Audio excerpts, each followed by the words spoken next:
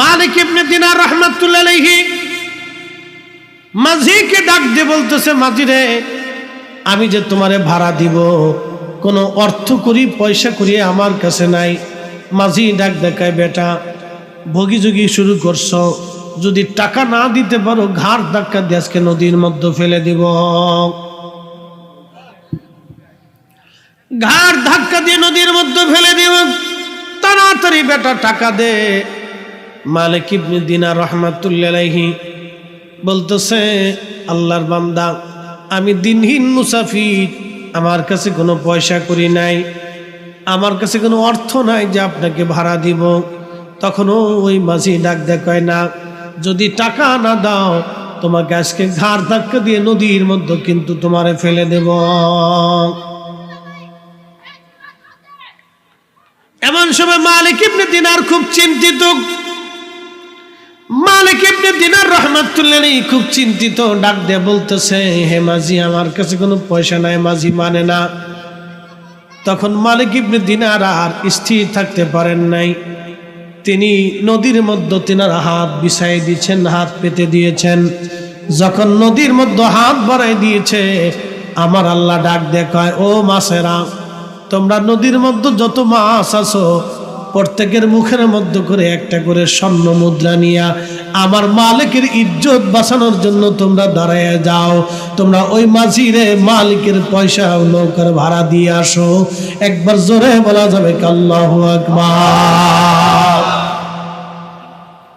মালিক ইবনে দিনার হাত পাচ্ছে, হাজার হাজার মাছ নদীর চারপাশে এসে ঘিরে ধরে দাঁড়াইয়া মুখের মধ্যে করে একটা করে স্বর্ণ মুদ্রা নিয়ে দাঁড়ানো। মালিক ইবনে দিনার ডাক দেখে, মাঝি, যত পয়সা লাগে তুমি আজকে তোমার নৌকার ভাড়া নিয়ে নাও। দেখো মাঝি, মাছেরা আজকে মুখে করে স্বর্ণ মুদ্রা নিয়ে আসছে। মাঝি কদম মুবারকের মধ্যে পড়ে যায়, বলতেছে, হুজুর, আমরা আপনার চিনি নাই, ভুল হয়ে গেছে, ক্ষমা করে দেন, আপনারে নদী পার করে দিব, একটা পয়সাও নেব না।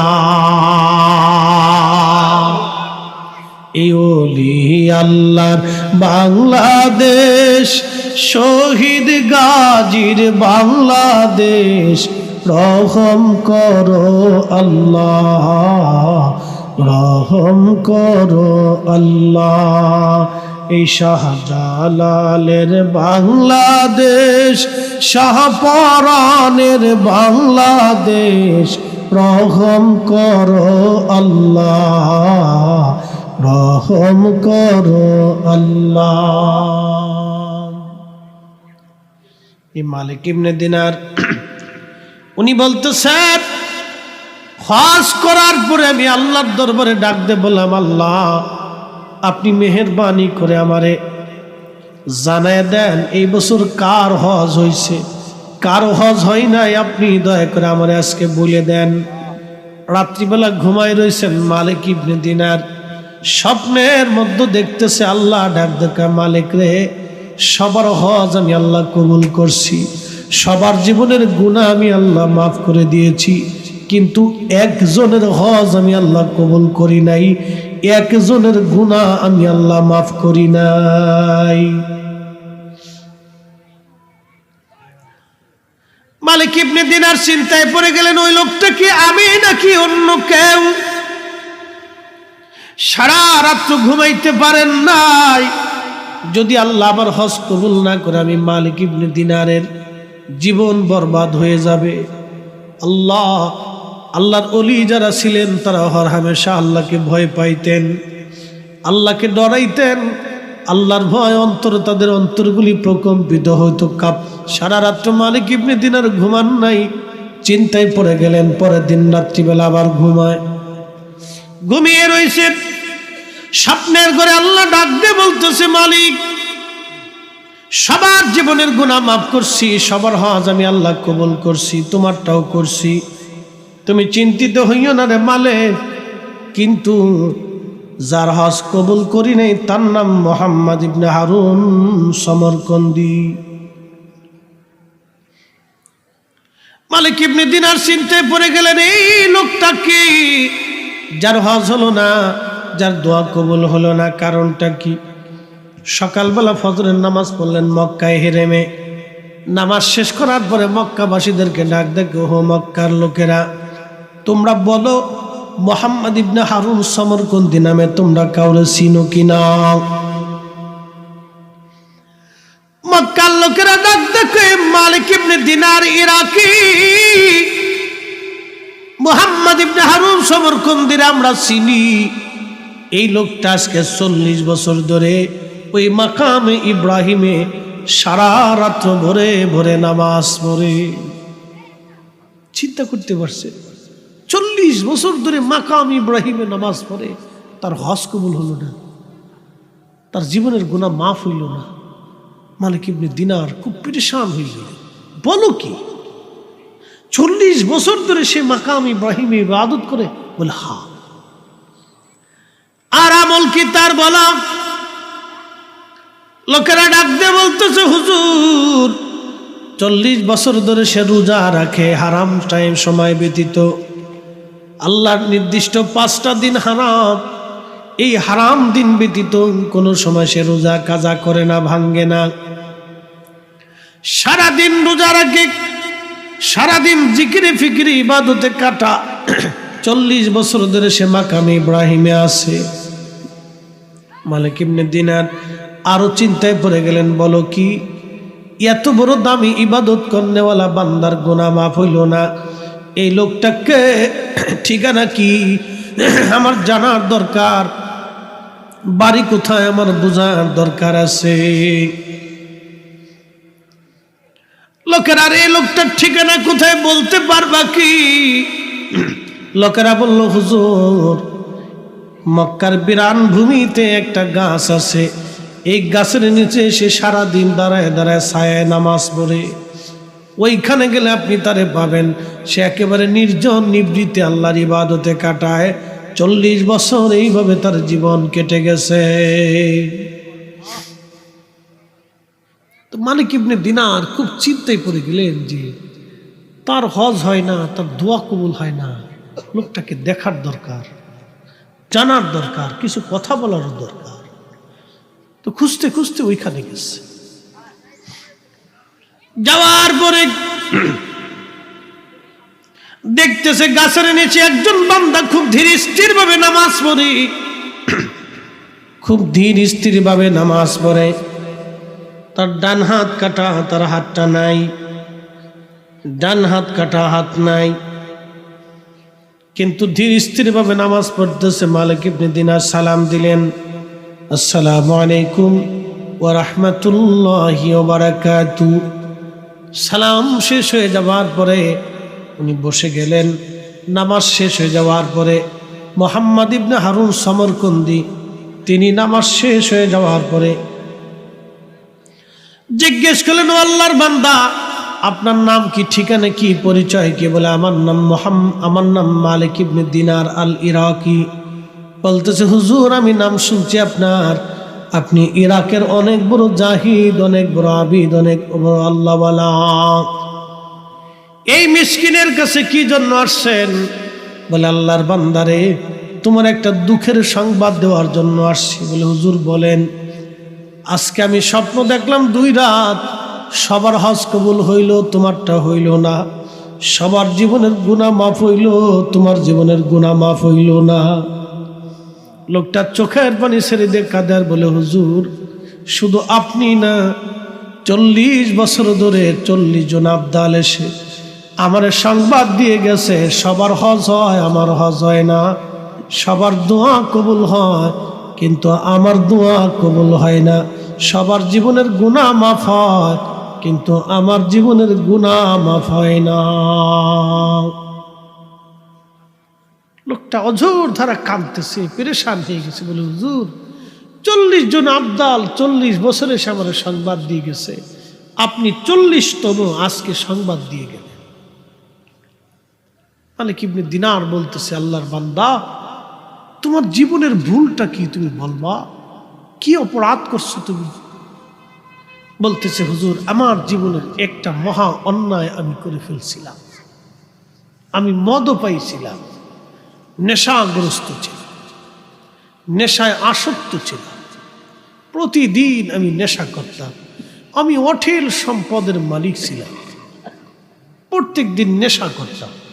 শাবানের শেষ রাত নেশা করে বাড়ি ফিরে আসছি। মা উনুনে রান্না করতেছিল, চুলা চুলা।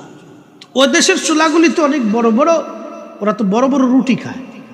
Uzbekistan, Afghanistan, Kazakhstan, Turkmenistan, Azerbaijan, Kyrgyzstan, এই অঞ্চল, পাকিস্তান, ইরান, তাদের রুটিগুলি আরবি বড় বড় রুটি হয়। তো চুলাও বড় বড়। ওই উনুনের পাশে মা রান্না করতেছে। মা এসে আমাকে হাতটা ধরে বলল, বেটা, শাবানের শেষ রাত, মাহে রমজান আসবি, মাহে রমজান আসবে। বেটারে, কত সন্তানরা রোজার জন্য প্রস্তুতি নেয়, তুই কিনা আমার ছেলে মদ পান করে আসছিস। তোর মতো ছেলে থাকার চাইতে না থাকাই ভালো। কতজনের সন্তান মরে যায়, তুই কি মরতে পারিস না? তো মা বকাঝকা করতেছে। হুজুর, আমি নেশাগ্রস্ত ছিলাম, ওই অবস্থায় আমার মেজাজ খারাপ হয়ে গেল। আমি ওই অবস্থায় মাকে আঘাত করে বসলাম। হুজুর, মার শরীরে ঘুষি মেরে বসলাম, আঘাত করতে লাগলাম, মারতে লাগলাম মাকে। লোকটা কেঁদে দিয়ে বলল, হুজুর, মা আমার উপর আরো চড়াও হলেন। মা যখন বেশি চড়াও হয়ে গেল, আমি আরো মায়ের উপরে চড়াও হয়ে গেলাম। শয়তান আমাকে পেয়ে বসলো। হুজুর, আমি আমার মাকে জাপটে ধরে নি, উনুনে চুলার আগুনে, আগুনের মধ্যে মাকে ফেলে দিলাম। হুজুর, আমার স্ত্রী আমাকে ধাক্কাইয়া ঘরের মধ্যে নিয়ে ঘরের দরজা মেরে দিলেন, তালা মেরে দিলেন। আমার নেশার ঘোর কেটে গেল। সকালবেলা ঘুম থেকে উঠার পরে আমি স্ত্রীকে ডাক দিলাম। স্ত্রী কর্কশ ভাষায় বলল, তোমার মতো নাফরমানের সঙ্গে আমি আর কখনো সংসার করব না, আমি চলে যাব। আমি বললাম, কারণ কি?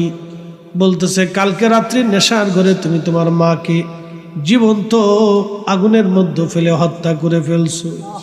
তোমার মতো নাফরমানের সঙ্গে আর আমার থাকার সুযোগ নাই। আমি বললাম, বলো কি? বলে, হ্যাঁ। ঘরের দরজা ভেঙ্গে বের হয়ে গিয়ে উনুনে চুলার কাছে দৌড়ায় যে দেখি, হুজুর, মা দুনিয়াতে নাই। মা আগুনের মধ্যে পুড়ে মা কয়লা হয়ে গেছে। হুজুর, আমার হুশ ফিরে আসলো। হা, করলাম কি? কত বড় জীবনের সর্বনাশ আমি করছি। আহা, এত বড় অপরাধ আমি করে ফেললাম। এই অপরাধের ক্ষমা কি কোনোদিন আমার হবে? এত বড় অন্যায় আমি করছি। হুজুর, আমি আমার মাকে দাফন কাফন করলাম।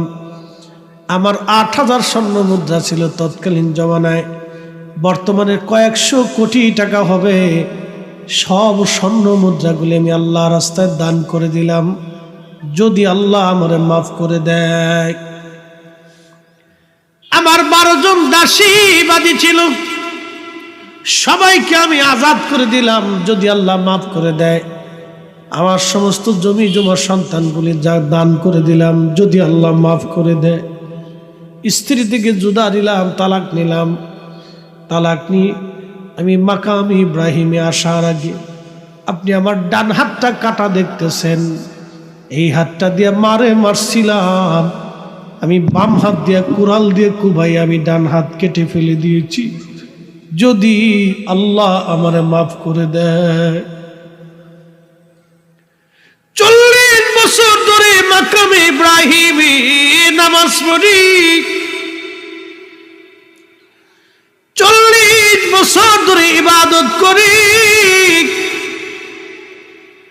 40 বছর ধরে দিনে রোজা রাখি, 40 বার হজ করেছি, 40 বছর ধরে উমরা করেছি। খোদার ঘর ধরে, আল্লাহর ঘরের গিলাফ ধরে আমি কান্দি। 40 বছরেও আমার ক্ষমা হয় নাই, 40 বছরও আমার হজ হয় নাই, 40 বছরও আমার ইবাদত হয় নাই। 40 জন আব্দাল এসে আমার সংবাদ দিয়ে গেছে আমার হজ হয় না, আমার দোয়া কবুল হয় না। 40 বছর ধরে আল্লাহর কাছে মাফ চাই, আল্লাহ আমারে মাফ করে না।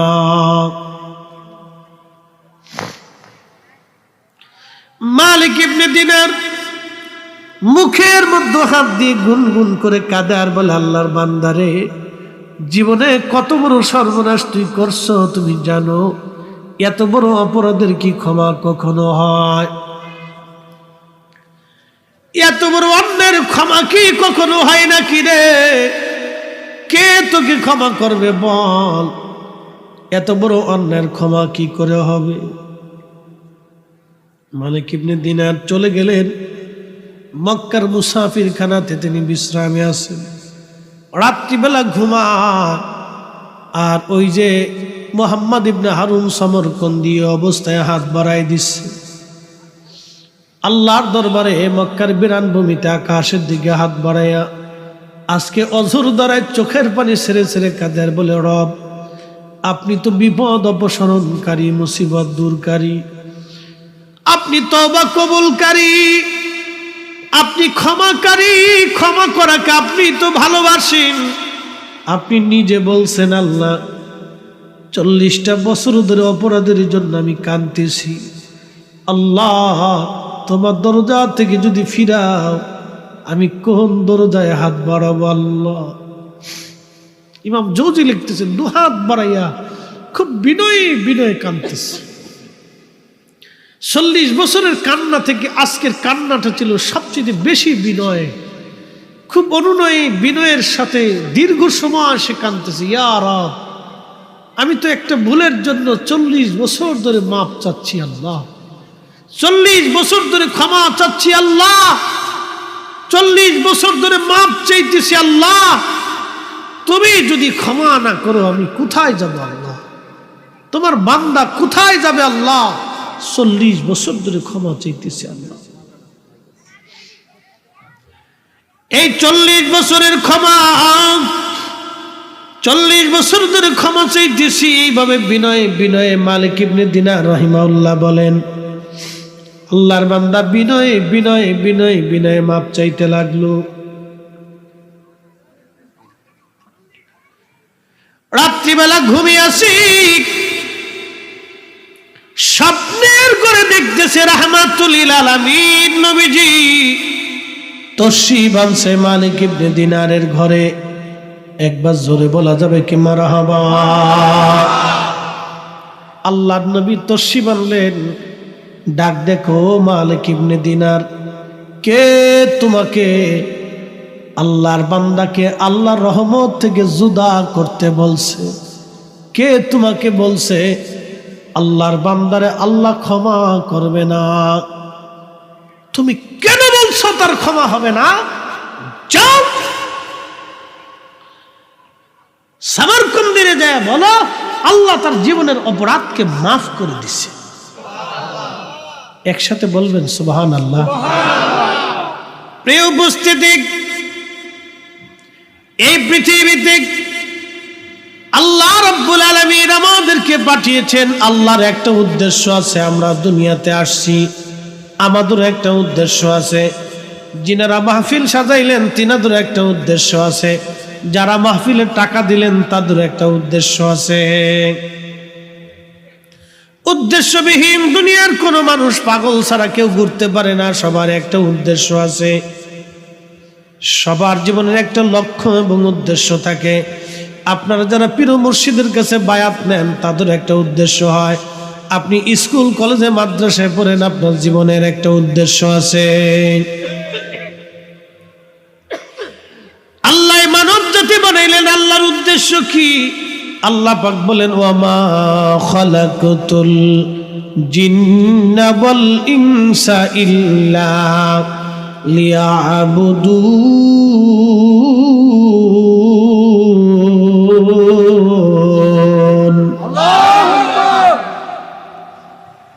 আল্লাহ ডাক দিয়ে বলেন, এ বান্দা, মানুষ মানুষ আর জিন দুইটা জাতিকে আমি আল্লাহ বানাইছি আমি আল্লাহর গোলামি করার জন্য, ইবাদত করার জন্য। এই মানব জাতির আগে পৃথিবীতে বহু জিন জাতি ছিল। জিন জাতির আদি পিতার নাম তারান্নুস। আল্লাহর কোরআন বলল ওয়া খালাকাল জান্না মিন মারিজিম মিন নার। এই যে অনেকে জিন ছুটায় না, জিন ছাড়াইনি অনেকে, এটাও একটা বিদ্যা। যদি আইসা আমার কাছে বলেন যে ফরিদ সাহেব হুজুর আপনি তো বিরাট বক্তা, জিন ছাড়াই দেন, তো আমি জিন ছাড়াইতে গেলে আমার পিটুনি খাওয়া লাগবে, এটা একটা বিদ্যা। এখানে একটা বিদ্যা কাজ করে। এখানকার একটা নিয়মতান্ত্রিকতা আছে। যারা জিন ছাড়ানো কবিরাজ তারা যেখানে সেখানে যাইতে পারে না, যা তা খাইতে পারে না, যা তা বলতে পারে না, তাদের একটা আমল আছে, এটাও একটা বিদ্যা। তাহলে যারা জিন ছাড়া তাদের একটা বিদ্যা, যারা জিন ধরে তাদের একটা বিদ্যা। একসাথে বলবেন না আল্লাহু আকবার। কিন্তু একটা কথা মনে রাখবেন, পৃথিবীর সব ওলিদের কাছে জিনেরা দুর্বল। আমরা যেমন ওলিদের দরবারে যাইয়া ওলিদের দপ্তরে বসি, বায়াত নেই, পৃথিবীর বহু জিনেরা আল্লাহর ওলিদের কাছে বায়াত নিয়ে দিন শিখে। একসাথে বলবেন না আল্লাহু আকবার। আল্লাহর কোরআন বলতেছে ওয়া খালাকাতুল ওয়া খালাকাল জান্না মিন মারিজিম মিন নার। আল্লাহ বললেন আমি জিন জাতি সৃষ্টি করলাম আগুনের শিখা থেকে। আগুনের শিখা দিয়ে আমি জিন জাতি বানাইলাম। মোমবাতি জ্বালানোর পরে হলুদ একটা আগুন দেখবেন, তারপরে একটা আগুন দেখবেন, এটা আপনার সবুজ সবুজ আকাশি কালার। এই আগুনের পরে আপনি একটা ধোঁয়া দেখবেন যেটা সাধারণত দেখা যায় না। এই ধূম্রকুণ্ড দিয়ে আমার আল্লাহ পাক জিন জাতি বানাইলেন। এই জন্য জিন জাতি দেখা যায় না। আপনারা শুধু মনে করতেছেন আপনারা ওয়াজ শোনেন না। জিনেরা ওয়াজ শোনে কোন গাছের উপরে বসে, কোন মসজিদের উপরে বসে, কোন নদীর মাঝে বসে।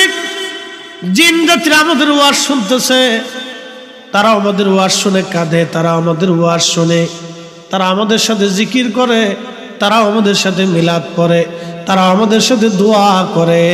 একবার জোরে বলা যাবে কি মারহাবা। আপনারা শুধু ভাববেন না যে আপনারা আছেন, জিনেরাও আছে। প্রত্যেক ওলির দরবারে, প্রত্যেক ওলি, আমি কারো বাদ দিলাম না। অনেক নজদিফদ্দিরা শুধু আমরারে মেনশন করে। প্রত্যেক ওলির দরবারে জিনেরা আল্লাহর ওলির বারগাহে বৈশা ফুয়ুজুত হাসিল করে। একসাথে বলবেন না মারহাবা। প্রত্যেক ওলির দপ্তরে জিনেরা বায়াত নেয়। পৃথিবীর নামি দামি জিনরা আল্লাহর ওলিদের মুহতাজ হয়ে বসে থাকে। কিন্তু জিনদের ভিতরে কোনো খাজা বাবা নাই। আজকে বুঝাইতেছি। প্রিয় উপস্থিতি আমার, তো খুব মনোযোগ দিয়ে এই জিন জাতিদেরকে আল্লাহ রাব্বুল আলামিন তৈরি করলেন আগুনের শিখা দিয়ে। তারাও আল্লাহর ইবাদতে মশগুল হয়, তারাও দোয়া করে, তারাও কান্নাকাটি করে। এই জন্য আল্লাহর কোরআনে সূরা জিন নামক একটা সূরা জিন আছে। জিনদের আলোচনাও ব্যাপক আছে। অনেক ইমামরা জিনদের আলোচনা ব্যাপকভাবে এনেছেন। এই জিন জাতির আদি পিতার নাম তারান্নুস। জীবনে হায়াত পেয়েছিল ৬০,০০০ বছর। আল্লাহু আকবার। জিনদের লম্বা লম্বা হায়াত হয়। কোন জিন ৪,০০০ বছর, কোন জিন ৫,০০০ বছর, কোন জিন ৬,০০০ বছর, কোন জিন ১০,০০০ বছর পর্যন্ত তারা বেঁচে থাকে। কিন্তু মানুষের হায়াত আল্লাহ কম দিয়েছেন, কারণ এর পিছনে কারণ আছে। এই জিনদের মধ্যে কোনো খাজা বাবা আজমিরি নাই। জিনদের মধ্যে দেখবেন হুজুর গাউসে পাক মহিউদ্দিন আব্দুল কাদের জিলানী নাই। জিনদের মধ্যে হযরত বাহাউদ্দিন নকশবন্দ বুখারী নাই। জিনদের মধ্যে হযরত মুজাদ্দিদ আল ফেসানি সেরহিন্দি নাই। জিনদের ভিতরে আপনি ফরাজে কান্দের কুতুবুলের স্বাদ আপনি পাবেন না, খালি পান খায় আর গিরাম বুলে বুলে। এই বেডিরা এই বাড়িতে যাইয়া হে বাড়ি, হে বাড়িতে যায় হে বাড়ি, সকল ঘুরি ঘুরি বেড়া। এই বাড়ির দোষ ওই বাড়ির কাছে বলে, ওই বাড়ির কথা ওই বাড়ির কাছে বলে, এই বাড়ির কথা সেই বাড়ি দেয়া কয়। এগুলি হলো সকল খর বেডি, এগুলি হলো শয়তানের খালা। এই শয়তানি করে বেলায় গিরাম ভরিয়া, কথা কন না কেন, ঠিক কিনা? এই শয়তানের বেডি, এই বদমাশ বেডি। এই সমাজের ভিতরে অশান্তি সৃষ্টি করার জন্য এই মহিলাদের অগ্রণী ভূমিকা বেশি।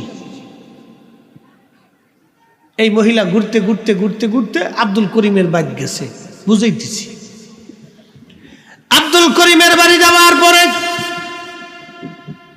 তো আব্দুল করিমের বাড়ি যখন গেছে, আব্দুল করিমের বাড়ি যাওয়ার পরে করিমের স্ত্রী বিয়ে করে নিয়ে আসছে, 1 মাস হলো।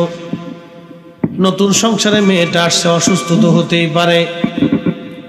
শাশুড়ি মাটা খুব ভালো, শাশুড়ি মাটা খুব ভালো। শাশুড়ি বলল, মা রে তুমি অসুস্থ, তাহলে তুমি বিশ্রাম করো, আমি রান্না বান্না আজকে আমি সারি, তোমার চিন্তা করতে হবে না, আমি রান্না বান্না করতেছি। তো বৌমা বিশ্রাম করতেছে, শাশুড়ি রান্না বান্না করে। ওই মহিলা ঘুরতে ঘুরতে পান চাবাইতে চাবাইতে, বুঝছেন না, ছাগলের মতো পান চাবাইতে চাবাইতে কোনা দিয়ে ঢুকছে। ঢুকে কয়, করিমের মা কি করো? কয়, রান্না করতেছি। কয়, করিমের বউ কো? অসুস্থ, বিশ্রাম করতেছে। কম কি বেডির চিন্তা দেখেন, কম কি করিম রে বিয়ে করে আনছো তুমি রান্না করার লাগিয়া? এই মনে করেন যে ফার্ম মেরে দিছে না ফার্ম। এই মনে করেন যে খুশাখুশি করতে করতে শেষ পর্যন্ত বেডিরে চেতাই দিচ্ছে। ওই মহিলা বুঝে নাই, মহিলারে চেতাই দিচ্ছে। এরকম কিছু সগলখোর মহিলা আছে যাদের কারণে বাংলাদেশের বহু সংসার নষ্ট হয়েছে। কি কথা কন না? এই ধরনের সগলখোর নারীর জন্য বহু সংসার নষ্ট হয়েছে বাংলাদেশে। আল্লাহ রসুল বলছেন, এই চগলখোরদের কবরের ভিতরে সবচেয়ে কঠিন এবং জটিল আযাব। আল্লাহ চগলখোর নারী থেকে আমাদেরকে হেফাজত করুক, সকলে বলে না আমিন। কষ্ট হইতেছে আপনাদের? আজকে ঘরের ভিতরের ওয়াজ করলাম, অশান্তি কিভাবে বাঁধে এগুলি আজকে বললাম। বলে হুজুর চাঁদপুরে এসে এই ওয়াজ করলেন কে? বাংলাদেশের পরিসংখ্যানে সবচেয়ে বেশি তালাকের সংখ্যা চাঁদপুরে। এটা আমি বলিনি, এটা পরিসংখ্যানে বলছে, সাংবাদিকরা এটা তৈরি করছে। পরিসংখ্যান বলতেছে চাঁদপুরে বেশি তালাকের সংখ্যা। আচ্ছা আপনাদেরকে একটা কথা বলি, তালাক কি বেশি হওয়া কি ভালো লক্ষণ? এটা কিয়ামতের আলামত। কিয়ামতের শোনেন, তালাক হয়ে গেলেই যে সংসার টিকে গেল। অনেক নারী মনে করে যে তালাক হলে অসুবিধা কি, আমি আবার বিয়ে করব। অনেক পুলা মনে করে যে তালাক দিলে অসুবিধা কি, আমি আবার বিয়ে করব। শোনেন, বিয়ে তো করবেন কিন্তু সুখ কোথায় পাবেন? বিয়ে তো ঠিকই করবেন কিন্তু সুখ পাবেন কোথায়? সুখ খুঁজতে হবে না আপনাকে।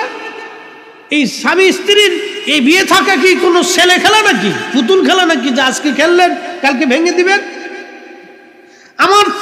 আমার দিকে তাকান, আমার পরিচয় আমার বাবা মা দিয়ে, আর আমার বাবা মার বৈবাহিক পবিত্র বন্ধনের মাধ্যমে আমি আমার বাবা মার পরিচয় পেয়েছি, আমি বৈধ সন্তান। কি কথা কন না কেন? শোনেন, স্বামী স্ত্রীর তালাক হয়ে যাওয়ার পরে ছেলে ওই স্বামী স্ত্রীর অসুবিধা না হলেও সবচেয়ে প্রথম এফেক্টটা, ধাক্কাটা বাচ্চাদের মগজের মধ্যে পড়ে। শুধু ঠিক না, আমি আপনাকে বুঝাচ্ছি, শেষ পর্যন্ত এই বাচ্চা তার বাবা মাকে পর্যন্ত কি বিশ্রী ভাষায় গালিগালাজ করে বড় হওয়ার পরে, এবং কত অকথ্য, এবং ওই বাবা মার প্রতি তাদের ধ্যান ধারণাটা এতটাই নেগেটিভ পর্যন্ত আসে যে পারলে খুন পর্যন্ত করে ফেলবে। এত পরিমাণ নেগেটিভ পর্যন্ত চিন্তা সন্তানের মগজে আসে শুধু তাদের একটা ভুলের জন্য। ওই বাচ্চাদের কলিজা পর্যন্ত এফেক্ট করে। অতএব তালাক হবে এই চিন্তা করবেনই না। যতদূর সম্ভব আপনারা এটাকে মেসিং করে দিবেন, যতদূর সম্ভব হাজার আপ্রাণ চেষ্টা করবেন যে কোনো স্বামী স্ত্রীর যাতে বিচ্ছেদ না হয়। এটার মেসিং করে দেওয়ার চেষ্টা করবেন, তালাক যাতে কখনো না হয়। এই কথাটা আপনারা মনে রাখবেন। প্রিয় বন্ধুগণ আমার, আলোচনা করতে করতে অনেক দূর পর্যন্ত চলে আসছি। আল্লাহু আকবার। আপনাদেরকে জিনদের নিয়ে ওয়াজ করতে যাইয়া ফ্যামিলি পর্যন্ত চলে গেলাম, এগুলি বুঝার দরকার। আল্লাহর নবী বলেন, উম্মত কিয়ামতের ৭২টা আলামত আছে, তার ভিতরে একটা আলামতের নাম হলো ওয়াদাউল আমানা, আমানতের খেয়ানত হবে। ২ নম্বর আলামত, মানুষ নামাজকে হত্যা করে ফেলবে, নামাজ ছেড়ে দিবে। ৩ নম্বর আলামত, সন্তান পিতা মাতাকে পর মনে করবে, পিতামাতার খেদমত তারা করতে চাবে না। ৭ নম্বর আলামত, স্বামী স্ত্রীর তালাকের সংখ্যা বহুগুণে বেড়ে যাবে। এই পশ্চিমা সংস্কৃতি আমাদের দেশে ঢুকতেছে দিন দিন। পশ্চিমারা বিয়ে করার আগে বাচ্চা কাচ্চা হয়, নাউজুবিল্লাহি মিন জালিক। এই জন্য তারা বাবার পরিচয় বড় হয় না, তাদের পরিচয় আগে মায়ের পরিচয় হয়। আমরা মুসলিমদের পরিচয় বাবার পরিচয়। কি কথা কন না কেন, ঠিক কিনা? আমরা বাবার বৈধ সন্তান বিদায় বাবার পরিচয় হয়, পশ্চিমাদের পরিচয় হয় মার পরিচয়, কারণ তাদের বাচ্চা কাচ্চা বিয়ে হওয়ার আগেই হয়ে যায়। এই সমাজ যদি আমার দেশে আসে, তাহলে মনে করবেন এই দেশে আর কিচ্ছু থাকবে না, শুধু জেনা আর জেনা, জেনা আর জেনা, জেনা আর জেনা। এই সমস্ত বেহাপনা দিন দিন দিন দিন আমার সমাজে ঢুকতেছে। জেনা করাটা কি এই আমাদের সামাজিকভাবে ছেলে মেয়ের এই সমস্ত বিষয়টাকে আমাদের দেশের অনেকে কিছু মনেই করতেছে না। আজকে আল্লাহু আকবার, কত ভয়াবহ পরিণতি আমাদের সামনে অপেক্ষা করতেছে আপনি জানেন না। আল্লাহর গজব আসমান থেকে একটার পর একটা আসবে, নতুন নতুন রোগ আসবে। বাবাজি, মুসলমানদের মসজিদে এখনো আজান হয় বিদায় আল্লাহর আসমান থেকে বৃষ্টি হয়, মুসলমানদের জমিনে এখনো নামাজ হয় বিদায় আল্লাহর আকাশ থেকে এখনো বৃষ্টি হয়। যদি আজান বন্ধ হয়, নামাজ বন্ধ হয়ে যায়, আল্লাহর আকাশ থেকে বৃষ্টি আসা বন্ধ হয়ে যাবে। চাঁদপুরবাসী, মতলববাসী, মাইকের আওয়াজ বহু দূরে যায়, কথাগুলি খুব মনোযোগের সাথে শুনে যাবেন আপনারা, বুঝে যাবেন আপনারা শিক্ষণীয় কথা। এই যে অদাউল আমানা, আমানতের খেয়ানত বাড়বে, নামাজ কমে যাবে, মসজিদ থাকবে কিন্তু মুসল্লি পাওয়া যাবে না, বেনামাজি নামাজি বেনামাজি ভরে যাবে সারা দেশে। সন্তান পিতামাতা থেকে জুদা হয়ে যাবে। তার বাস্তব প্রমাণগুলি যত দিন যাচ্ছে, বৃদ্ধাশ্রম তত বাড়তেছে, বৃদ্ধাশ্রম তত বাড়ে, যত দিন যায় বৃদ্ধাশ্রম তত বাড়তেছে, যত দিন যায় বৃদ্ধাশ্রম তত বাড়তেছে। সন্তান বাবা মার খেদমত করবে না, বাবা মা থেকে জুদা হয়ে যাবে। আল্লাহ নবী রমজানে প্রথম মিম্বরে কদম রাখলেন, নবীজি বলেন আমিন। দ্বিতীয় মিম্বরে কদম রাখলেন, আল্লাহর নবী বলেন আমিন। তৃতীয় মিম্বরে কদম রাখলেন, নবীজি বলেন আমিন। সাহাবীরা বলেন ইয়া রাসূলুল্লাহ, আপনি ৩ মিম্বরে ৩ বার কদম রাখলেন, আমিন বললেন। আমিন বলার কারণ আমরা বুঝলাম না, দয়া করে বলবেন কি জন্য আপনি আমিন বলেছেন? আল্লাহ নবী ডাক দেখে সাহাবীরা, আমি আমিন বললাম। জিবরাইল আমিন এসে বলল ইয়া রাসূলুল্লাহ, আপনি নবীজির নাম শোনার পরে যে দুরূদ পড়ল না, সে ধ্বংস হয়ে যাক। আপনি নবীর নাম শুনলো কিন্তু দুরূদ শরীফ পড়ল না, সে ধ্বংস হয়ে যাক, ধ্বংস হয়ে যাক। এর অর্থ হলো দুরূদের গুরুত্ব কত। নবীজির নাম শোনার পরে দুরূদ না পড়লে ওই উম্মত ধ্বংস হয়ে যাবে, ধ্বংস হয়ে যাবে, তার আখিরাত বরবাদ হবে, আখিরাত বরবাদ হয়ে যাবে। তার মানে আমার নবীর দুরূদের বরকত এতই অপরিসীম।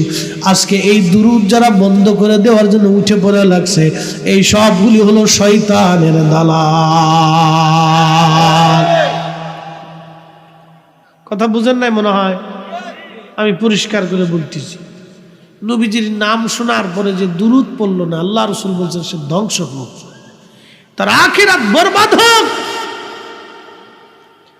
তাহলে এই দুরূদের বরকত কত পরিমাণে একটু চিন্তা করে। এই দুরূদ আজকে বন্ধ করে দেওয়ার জন্য যারা উঠে পড়ে লাগছে, এই সব শয়তানের দালাল। কথা বলেন ঠিক না বেটি? আমরা বললেই তো অনেকে বলবে হুজুর বেদাতি কথা বলতেছে, বিশৃঙ্খল করার কথা বলতেছে। না বাবা, দুরূদ আগেও ছিল, এখনো আছে, আগামীতেও চলবে। যেই মজলিসে নবীর দুরূদ হয় না, ওই মজলিসের 4 পয়সা মূল্য নাই। যে দুয়াতে নবীর দুরূদ হয় না, ওই দুয়ার মূল্য নাই। যে ইবাদতের পরে দুরূদ হয় না, ওই ইবাদতের মূল্য নাই। এই জন্য দুরূদ শরীফ ছাড়া কোনো দোয়া হবে না। এই জন্য আমরা যখন মানুষের দাওয়াত দেই, মিলাদ শরীফ মানে নবীর দুরূদ ও সালাম, আল্লাহর নবীর দুরূদ ও সালাম করার পরে আমরা দোয়া করে দেই। কারণ যেই মজলিসে নবীর দুরূদ সালাম হয়, ওই মজলিস আল্লাহর দরবারে তাড়াতাড়ি কবুল হয়ে যায়। ঠিক কিনা? তাড়াতাড়ি কবুল হয়ে যায়। মতলববাসী মনোযোগ দিয়ে শুনিয়া যান। আল্লাহর নবী দ্বিতীয়বারে কদম মোবারক রাখলেন। নবীজি বললেন, সাহাবীরা রে, জিবরিল আমিন এসে বলল, ইয়া রাসূলুল্লাহ, যে মাহে রমজান পাইলো, কিন্তু মাহে রমজানে নিজের জীবনের গুনাহ মাফ করে নিতে পারলো না, সে ধ্বংস হয়ে যাক। আমি নবীজি আমিন বললাম। আমিন বলার সঙ্গে সঙ্গে সেটা কবুল হয়ে গেল। মতলববাসী 3 নম্বরে নবীজি বললেন, সাহাবীরা, জিবরিল আমিন এসে বললেন, ইয়া রাসূলুল্লাহ, যে পিতা মাতা পাইলো কিন্তু খেদমত করে, বাবা মার খেদমত করে জান্নাত নিতে পারলো না, সে ধ্বংস হয়ে যাক। যে বাবা মা পাইলো কিন্তু খেদমত করে জান্নাত নিতে পারলো না, সে ধ্বংস হয়ে যাক। যে বাবা মা পাইলো কিন্তু খেদমত করে জান্নাত নিতে পারলো না, সে ধ্বংস হয়ে যাক। মতলববাসী মনোযোগ দিয়া শুনিয়া যান। বিশ্ববিখ্যাত একজন আল্লাহর ওলি ছিলেন, তার নাম হযরতে মালিক ইবনে দিনার রাহমাতুল্লাহি আলাইহি। মালিক ইবনে দিনার, তিনি ইরাকে বাড়ি ছিল, অনেক বড় আল্লাহর ওলি। মালিক ইবনে দিনারের জীবনের একটা ঘটনা শোনাই। তা কষ্ট হচ্ছে আপনাদের? একসাথে বলেন তো আল্লাহু আকবার। আমরা কোনো কাসাস বললে অনেক বক্তারা বুঝি না, আমাদেরকে বলে গল্পবাজ বক্তা, সুরেলা বক্তা, খালি কিসসে গায়। এখন আপনাদেরকে একটা কথা বলি, কোরআন শরীফে 25 জন নবীর কিসসে, এটা কি আমরা বলছি না আল্লাহ বলছে? তাহলে সর্বপ্রথম কিচ্ছা বলছে কি? কিচ্ছা মানে কাসাস, কাসাস মানে ঘটনা। ঘটনা বলছে কি আগে? আল্লাহ বলছে না? এই ঘটনাগুলো সাজাইছে কি? আল্লাহ না? ওলি আল্লাহদের ঘটনা কি আমরা বানাই? তো এটা কার, কে কে? এই ওলি আল্লাহদের জীবনী তো এটা আল্লাহ কর্তৃক নির্বাচিত। কি কথা কর না, ঠিক কিনা? তো তাদের শিক্ষণীয় ঘটনা আমরা বললে আমরা হয়ে যাই গল্পবাজ, সুরেলা। সুর কি আমরা দিছি না আল্লাহ দিছে? আচ্ছা, নামাজের সময় আমি দাঁড়াইলাম, আমরা আজকে ইমাম সাহেব হুজুরের পিছনে নামাজ পড়লাম, আপনাদের মসজিদে এশার নামাজ। আল্লাহ ওনারে খুব সুন্দর একটা সুর দিছে, উনি খুব সুন্দর লাহানে কোরআন তেলাওয়াত করছে, আমার কাছে খুব মজা লাগছে। এখন উনি যদি তেলাওয়াত করতেন, আলহামদুলিল্লাহি রাব্বিল আলামিন আর রহমানির রহিম মালিক, তাহলে কেমন হইতো? এখন আমি যদি ওয়াজ করতাম, আপনারা শুনে যান, কথাগুলি মনোযোগ দিয়া শুনে রাখবেন, কি অবস্থা কন? দাউদ আলাইহিস সালামরে আল্লাহ সুর দিছে, সুরের মুজিজা দিছিলেন। খালি সুর না, সুর সংক্রান্ত মুজিজা দিয়েছিলেন, মুজিজা। ইমাম ইবনে কাসির আল বেদার মধ্যে লিখছেন 70 সুরে উনি জবুর শরীফ তেলাওয়াত করতেন 70 সুরের মোহনায়। আল্লাহু আকবার। 70 সুরে তেলাওয়াত করতেন। 70 সুরে যখন উনি তেলাওয়াত করতেন, ঘন্টার পর ঘন্টা, ঘন্টার পর ঘন্টা, পাখিরা তেলাওয়াত শুনে হার্ট স্ট্রোক করত, তাদের হৃদপিণ্ড স্ট্রোক করত। জীবনে কোনোদিন দেখছেন গরু স্ট্রোক করে? এখন দেখেন, আগের গরু স্ট্রোক করত। অহংকার গরুরে খাওয়ায় হলো ভেজাল, এত পরিমাণে ভেজাল দিছে যে গরু স্ট্রোক করে, মুরগি স্ট্রোক করে, ছাগল স্ট্রোক করে দিচ্ছে, মহিষী স্ট্রোক করে। কি জ্বালা! কত দুনিয়ার কঠিন পরিস্থিতিতে আছি। যেই গরু স্ট্রোক করে মরে যায়, ওই গরুর গোশত খালি আমাদের স্ট্রোক হয়। বুঝতে পারছেন? আমাদের এই খাবারের ভিতরে এত পরিমাণে ভেজাল ঢুকছে যে গরু পর্যন্ত মরে যায়। তাহলে এবার বুঝেন, জীবনে আমরা কোনোদিন দেখিনি যে গরু স্ট্রোক করে মরে যায়, ঘোড়া স্ট্রোক করে মরে, জীবনে কোনোদিন দেখিনি। এখন গরু স্ট্রোক করে মরে। তার মানে কি পরিমাণে ভেজাল খাবার ওরে খাওয়াইছে, স্ট্রোক করে মরে যেতেছে। তো ওই সময়কার পাখিরা, পশুরা স্ট্রোক করে মারা যাইত, হৃদক্রিয়া যন্ত্র এটা স্টপ হয়ে যাইত সুরের মোহনা। একসাথে বলবেন না আল্লাহু আকবার। সুর কি আমরা দিছি না আল্লাহ দিছে? আল্লাহ দিছে। তাহলে ওয়াজও সুরে হবে, তেলাওয়াতও সুরে হবে, নবীর নাতও সুরে সুরে হবে। এখন যার ভালো লাগে না সে চলে যায়। কি কথা কন না কেন? আপনারা কি জোর করে শোনা পড়ছেন নাকি? আপনার ভালো লাগে না চলে যায়, আপনারা শুনাইতে হবে কেন? আপনার যদি সুর ভালো না লাগে তো চলে যান। খালি মানে অসাইলে যত সব শয়তানি আর কি। শোনেন, এগুলো হলো নাস্তিকদের এক ধরনের চক্রান্ত। আমার দেশের ওয়াজ নসিহত বন্ধ করার জন্য ওরা বিভিন্ন প্রকার উঠে পড়ে লাগছে। বুঝতে পারছেন? এই ওয়াজ নসিহত এটা আমাদের দেশের আবহমান কাল থেকে চলমান। এটা আমাদের দেশের একটা সংস্কৃতি, এটা আমাদের দেশের আনন্দ। এখান থেকে মানুষের অনেক কিছু শিকার আছে। সব বক্তায় যে খারাপ ওয়াজ করে তা তো না। 2-4-100 জনের ভিতরে 2-1 বক্তার বক্তব্য হয়তো ডান বাম হইতে পারে। কি কথা কন না? হইতে পারে। কিন্তু আমার দেশের বক্তা অধিক যারা আছে তারা কিন্তু সবসময় মানুষকে ভালো নসিহত করে, সুন্দর সুন্দর টপিকসের উপরে তারা আলোচনা করে মানুষকে বোঝানোর চেষ্টা করে। আচ্ছা আপনারা বলেন, আমি কি চাবো যে আমার ইজ্জত এখান থেকে নষ্ট হয়ে যাক? কখনোই না, অসম্ভব। আমি আমার সর্বাত্মক প্রচেষ্টা দিয়ে আপনাদেরকে ভালোটা শোনানোর চেষ্টা করতেছি, যাতে আপনারা ভালোটা শুনিয়ে বাড়ি পর্যন্ত যে আমল করতে পারেন এবং ওই কথার উপরে যাতে আমিও আমল করতে পারি। অনেকে আছে একজন বক্তা আর এক বক্তার পিছনে উঠে পড়ে লাগছে। এক বক্তা ভুল করলে আর এক বক্তা ওই ভুল রে ইন্টারনেটে ছেড়ে দিয়ে বুঝাবার চাই যে আমি বিরাট বড় হুজুর, বিরাট বড় মুফতি সাহেব। মুফতি সাহেবের ভুল ধরলে মুফতি সাহেব পেশাব করার রাস্তা খুঁজে পাবেন না। বহু মুফতি আছে ভুল ধরলে পেশাব করার জায়গা খুঁজে পাবে না। ভুল না আছে কার? 2-3 ঘন্টা কথা বললে একটা কথা ভুল হতেই পারে। কি কথা কন না কেন? হতে 10টা হাদিস বললে একটা জায়গা জের জবরে ভুল হতে পারে। 10টা আয়াত তেলাওয়াত করলে একটা জায়গা খাতা হতেই পারে। তো সেটারে আইনে, ট্রাফিক আইনে বড় করে দেখাইয়া তাকে অসম্মানিত করা, এটা তো মুসলমানের চরিত্র না। রাসূল করিম 23 বছর ওয়াজ করছে। একসাথে বলবেন আল্লাহু আকবার। কত বছর? 23 বছর আল্লাহর নবী ওয়াজ করছে। জীবনে কোনোদিন আল্লাহর হাবিবের জবান থেকে আবু জাহেলের দুর্নাম আসে নাই। এখানে তো অনেক উলামা ইকরাম আছেন।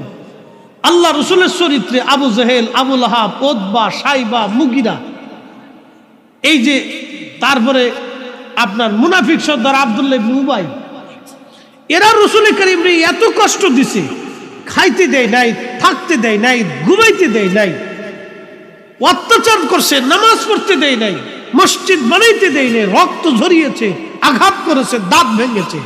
নবীর অপরাধ কি ছিল? আল্লাহর নবীর অপরাধ ছিল এক আল্লাহর দাওয়াত দিয়েছে। রসুলের অপরাধ ছিল নারীরা কখনো পণ্য সামগ্রী হতে পারে না। নবী নারীদেরকে মুক্তি দিয়েছিলেন, দাসদেরকে মুক্তি দিয়েছিলেন। দাসের অধিকার, গরিবের অধিকার, শ্রমিকের অধিকার, এতিমের অধিকার, নারীর অধিকার নবী ফিরাই দেওয়ার পরে মক্কার কাফের কুফফারদের আর ভালো লাগলো না যে না, মোহাম্মদ তো আমাদের সর্বনাশ করে ফেলতেছে, আমাদের সবকিছু খোয়াই ফেলতেছে। আজকে যারা নাস্তিকতা বেদে বিশ্বাসী, ওরা আমরা আলেম সমাজে দেখতে পারে না। কারণ কি জানেন? ওরা চায় নারীদেরকে ঘর থেকে বের করে ওরা ভোগের পণ্য বানাইতে, আর আমরা মুসলমানরা চাই আমাদের মায়েরা ঘরের ভিতরে থাকে, তারা ইজ্জতের সাথে বাঁচুক। কথা কন ঠিক কিনা বেটা? আমরা চাই এটা, আর ওরা চায় নারীদেরকে ঘর থেকে বের করে না ভোগের পণ্য বানাই দাও।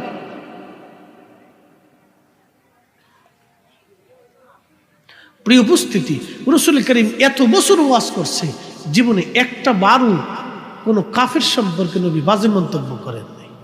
আল্লাহ